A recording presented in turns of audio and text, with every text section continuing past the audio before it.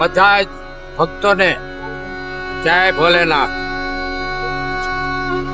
બલિરાજા ને પાતાળનું રાજ આપવામાં આવ્યું ત્યારે કૃષ્ણએ 4 મહિના પાતાળ લોકનું પ્રધાનમંત્રી પદ કર્યું। 4 મહિના બ્રહ્માએ અને 4 મહિના ભોળાનાથે। આજે શિવરાત્રીને દિવસે ભોળાનાથ પાતાળમાંથી મૃત્યુલોકમાં આવે છે। આને શિવરાત્રી। હવે તમે બધા શિવરાતના મેળામાં કે કુંભના મેળામાં શા માટે જાઓ છો? ઈ પ્રશ્ન તમારી સુરતામાં પ્રગટ કરો। ઈ પ્રશ્નની પાછળ આનંદ છુપાયેલો છે। જેમ દિવસ અને રાત, જેમ સુખ અને દુઃખ, એમ આનંદને ઓળખો, આનંદની લૂંટ કરો તો તમને સદવિચાર કરવાની પ્રેરણા પ્રગટ થાય। સદવિચારની પ્રેરણા કરશો તો એથી સત્કર્મ થાય। સત્કર્મ કરવાથી ફળ અપ્રમાણિત અને સારું ફળ પ્રાપ્ત થશે। કર્મ કરવું આપણે, ફળ આપનારો ભોળોનાથ, તો તો તમારું જીવન સાર્થક અને તમારો પરિવાર પણ સાર્થક બને છે। એટલે આવું હું નથી બોલતો, બોલવા વાળો બીજો બોલે છે। અને રામ, કૃષ્ણ આ બધા ધરતી ઉપર અવતર્યા કોઈ બ્રહ્મ રૂપ ધારણ કરીને નથી આવ્યા, મનુષ્ય રૂપ ધારણ કરીને આ અવતર્યા છે। અહીંયા મોટા મોટા 3 પ્રકાર, બાવા, સાધુ અને સંત। સંતના દર્શન કરીને સંતને પૂછવું કે ભોળાનાથના દર્શન તમે કર્યા?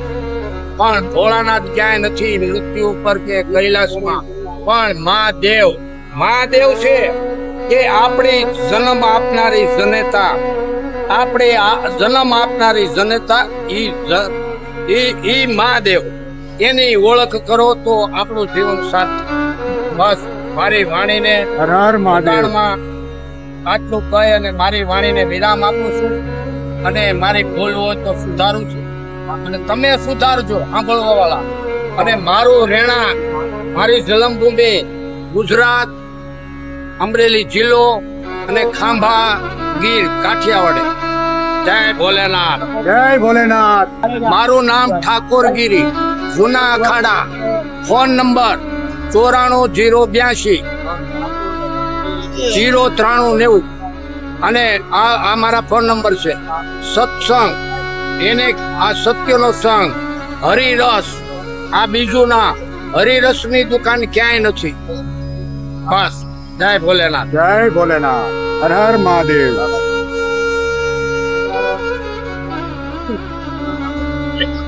जय गिरनारी, हर हर महादेव। ये गिरनार की पावन भूमि है। ये इस पावन भूमि को पर्वत का नाम गिरनार दिया गया।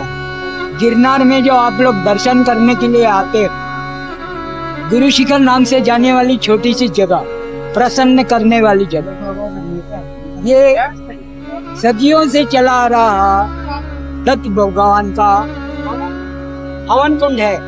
हवन कुंड जो स्वयं परमात्मा ने गिरनार ऊपर चेतन कर रखा है, उसे कहते हैं गुरु शिखर। गुरु शिखर स्वयं परमात्मा जो दत्तात्रेय के अवतार के रूप में धरती पर अवतरित हुए, उन्होंने इस भूमि पर आकर तपस्या करी। तपस्या करके सदियों से चले आ रहे इस पावन भूमि को पावन कर दो, अपने चरण कमल रखे, यहाँ पर तपस्या करी। इसलिए